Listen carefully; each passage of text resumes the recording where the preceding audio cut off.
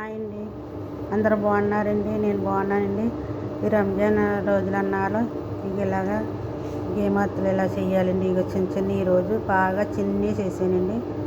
చూసారు కదా, ఇదేమంటే గవ్వ, ఏమో పింజాలు.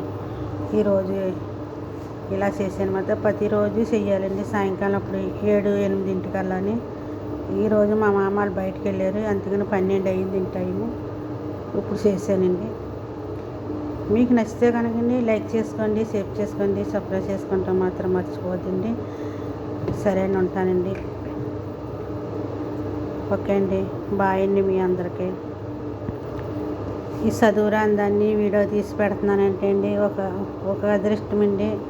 మీరు నాలాంటి దానికి లైక్లు చేసుకోవాలండి.